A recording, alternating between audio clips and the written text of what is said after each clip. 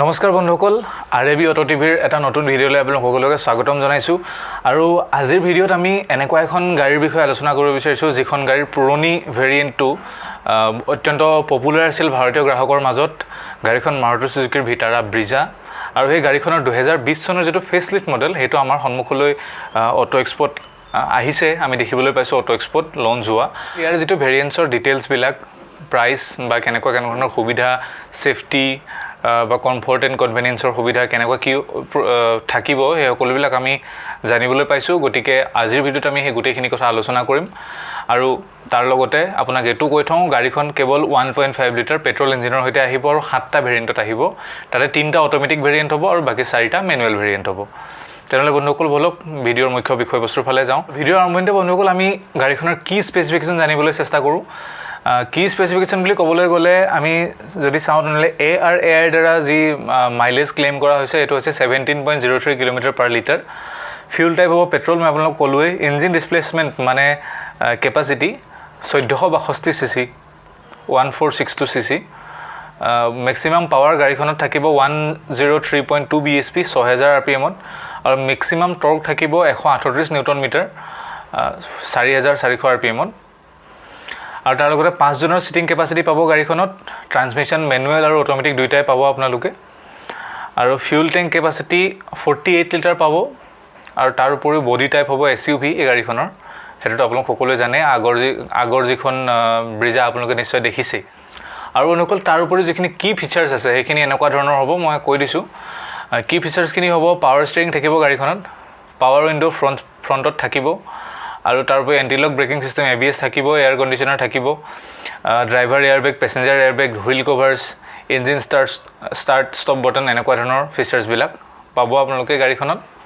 তেনেহলে বন্ধুসকল এতিয়া আমি ভেৰিয়েন্টৰ ফালে মই ভেৰিয়েন্টৰ লিষ্টটো গুটেটো দিছো আপোনালোকে চাব পাৰিব ভেৰিয়েন্টৰ ফালৰ পৰা চাবলৈ গ'লে মই আপোনালোকক দেখিছে মেনুৱেল আৰু অটোমেটিক দুইটা বেলেগ বেলেগকৈ ভাগ কৰি দেখাইছো মেনুৱেলৰ ক্ষেত্ৰত LXI ইঞ্জিনৰ প্ৰথম মেনুৱেল যেটো 7,20,000 টকাৰ গাড়ীখন উপলব্ধ হ'ব তাৰ উপৰিও যেটো VXI মডেল হ'ব হেতু মডেল 1462 সিসিৰ একেটা ইঞ্জিন হয় একচুয়ালি 1462 সিসিৰ গুটেকেটা ইঞ্জিন মেনুৱেল পেট্ৰল ইঞ্জিন এটো 7.65 লাখ টকাত বজাৰত উপলব্ধ হ'ব তাৰ উপৰি যেটো ZXI মডেল হ'ব হেতু হৈছে 1462 সিসিৰ 8.45 লাখ টকাত উপলব্ধ হ'ব আৰু ZXI প্লাস এটো 9.25 লাখ টকাত উপলব্ধ হ'ব আৰু তাৰ উপৰি অটোমেটিকৰ ফালে যদি আমি চাবলৈ যাওঁ তেনেহলে দেখিবলৈ পাম যে অটোমেটিক ইঞ্জিনৰ ক্ষেত্ৰত 3টা ভেৰিয়েন্ট আছে VXI অটোমেটিক যেটো 8.7 লাখত উপলব্ধ হ'ব ZXI অটোমেটিক যেটো 9.5 লাখত উপলব্ধ হ'ব আৰু একেবাৰে হেকত হৈছে ZXI প্লাস অটোমেটিক যেটো 10.5 লাখ টকাত ভাৰতীয় বজাৰত উপলব্ধ হ'ব বন্ধুসকল গাড়ীখনৰ বিষয়ে কেইটামান ডিটেইলছ আৰু মই দি থব বিচাৰিছো গাড়ীখন এটা 4 সিলিন্ডাৰ ইঞ্জিনৰ হৈতে আহিব মই আপোনালোকক আগতে গলে কেৱল পেট্ৰল ইঞ্জিন উপলব্ধ হ'ব তাৰ উপৰিও আৰু কেইটামান স্পেচিফিকেশন মই কৈ দিছো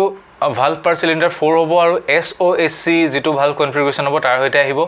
মেনুৱেল আৰু অটোমেটিক দুইটা ট্ৰান্সমিশনত পোৱা যাব আৰু ড্ৰাইভ টাইপ হ'ব ফ্ৰন্ট হুইল ড্ৰাইভ যেটো বন্ধুসকল কমপ্লায়েন্সৰ ফালৰ পৰা যদি আমি চাবলৈ যাওঁ লিখিবলৈ পাম যে এই গাড়ীখন এটা BS6 ইঞ্জিনৰ হৈতে আহিব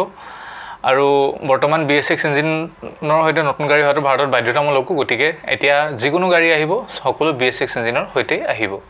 বন্ধুসকল 2020 ৰ যিখন ভিটাৰা ব্ৰিজা গাড়ী হ'ব এই গাড়ীখনৰ টায়াৰ সাইজ সকলো ভেৰিয়েণ্টতে একেই হয় গতিকে মই কমনলি এটা টায়াৰ সাইজ আপোনালোকক কৈ দিব বিচাৰিছো টায়াৰ সাইজ হ'ব 205/60 R16 ৰ টায়াৰ হ'ব আমাৰ আৰু টায়াৰ টাইপ টিউবলেছ হ'ব ৰেডিয়েল আৰু হুইল সাইজ হ'ব 16 ইঞ্চৰ এতিয়া আহো বন্ধুসকল সাসপেনশন ষ্টিয়াৰিং আৰু ব্ৰেকছৰ ফালে ইয়াতে কেনেকুৱা ধৰণৰ ব্যৱহাৰ কৰা হৈছে সকলো লিষ্টখন মই দিছো আপোনালোকক front suspension MacPherson strut with coil spring rear suspension হৈছে torsion beam with coil spring আৰু ষ্টিয়াৰিং টাইপ পাৱাৰ ষ্টিয়াৰিং পাব আপোনালোকে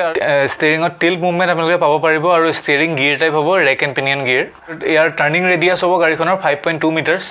আৰু ফ্ৰন্ট ডিস্ক ব্ৰেকৰ টাইপ হ'ব ভেন্টিলেটেড ডিস্ক ব্ৰেক আৰু ৰিয়াৰ ব্ৰেকৰ টাইপ হ'ব ড্ৰাম ব্ৰেক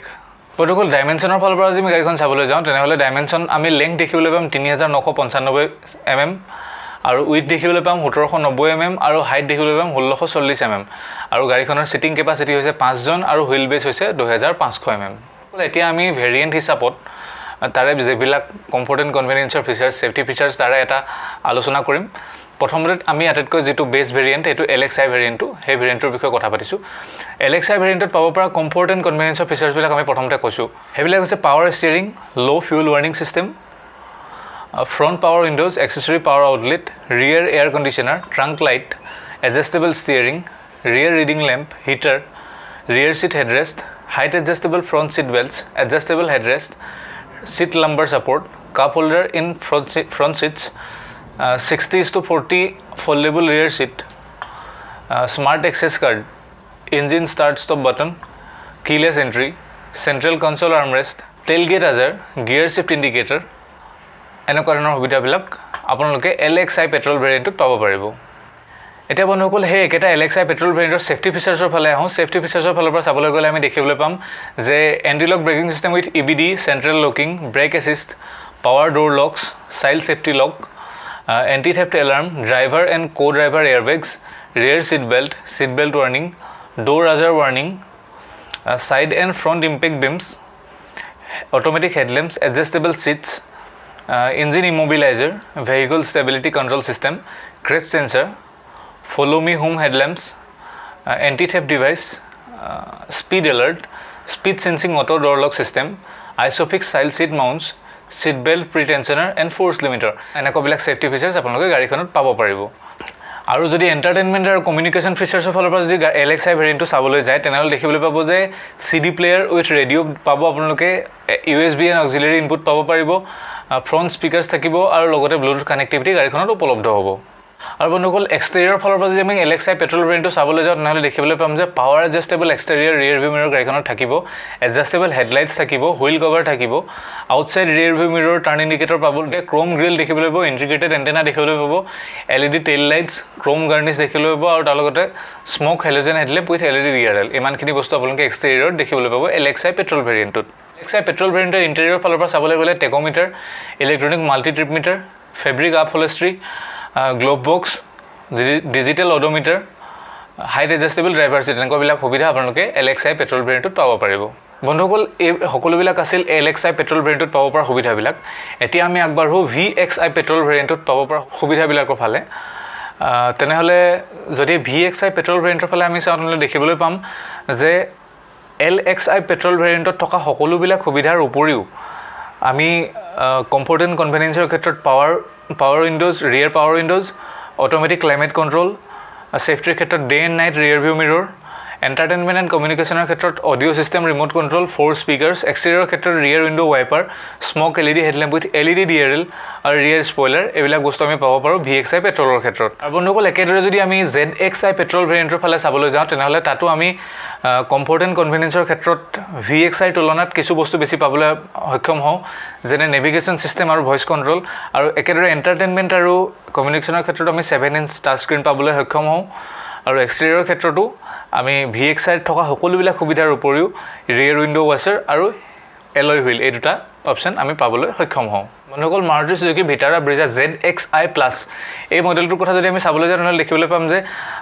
ZXi মডেলটোত পোৱা সকলোবিলাক ফিচাৰ্ছৰ উপৰিও ইয়াত আপোনালোকে সেফটিৰ ক্ষেত্ৰত ৰিয়াৰ কেমেৰা পাবলৈ সক্ষম হ'ব লগতে হিল এছিষ্টো পাবলৈ সক্ষম হ'ব তাৰোপৰি এণ্টাৰটেইনমেণ্ট আৰু কমিউনিকেশ্যনৰ ক্ষেত্ৰত 6 স্পিকাৰ্ছ এক্সটেৰিয়ৰৰ ক্ষেত্ৰত fog light front fog lights rain sensing wipers roof rails আৰু ইণ্টেৰিয়ৰৰ ক্ষেত্ৰত digital clock outside temperature display এনেকুৱা ধৰণৰ সুবিধাবিলাক আপোনালোকে পাবলৈ সক্ষম হ'ব আৰু বন্ধুসকল অটোমেটিক ভেৰিয়েণ্টকেইটা টৰ্ক কনভাৰ্টাৰ অটোমেটিকৰ সৈতে আহিব আৰু ফিচাৰবিলাক সমস্থানিক মেনুৱেল গাড়ীবিলাকৰ সৈতে একেই হ'ব যেনে VXi মেনুৱেলৰ সৈতে VXi অটোমেটিক ZXi মেনুৱেলৰ সৈতে ZXi অটোমেটিক আৰু ZXi প্লাছ মেনুৱেলৰ সৈতে ZXi প্লাছ অটোমেটিক এনেকুৱা ধৰণৰ তেনেহ'লে বন্ধুসকল এয়া আছিল আজি আমাৰ ভিটাৰা ব্ৰিজা 2020ৰ যেটো ফেচলিফ্ট মডেল তাৰে এটা মানে বিটং পৰ্যালোচনা গতিকে আপোনালোকে যদি ভিডিঅ'টো ভাল পাইছে তেনেহ'লে লাইক কৰিব আৰু কিবা যদি ভুল হৈছে বা কিবা গঠনমূলক দিহা পৰামৰ্শ আপোনালোকে দিব বিচাৰে তেনেহ'লে তলত কমেণ্ট কৰিব সদায় কৰাৰ দৰে বন্ধুসকল আজিও আপোনালোকক অনুৰোধ কৰিছোঁ যে নিজৰ সুৰক্ষাৰ প্ৰতি নিজে ধ্যান ৰাখিব আৰু তাৰ উপৰি ট্ৰেফিক ৰুল মানিহে গাড়ী মটৰ যেন চলায় তেনেহ'লে বন্ধুসকল আজিৰ ভিডিঅ'ৰ পৰা বিদায় দিয়ক নমস্কাৰ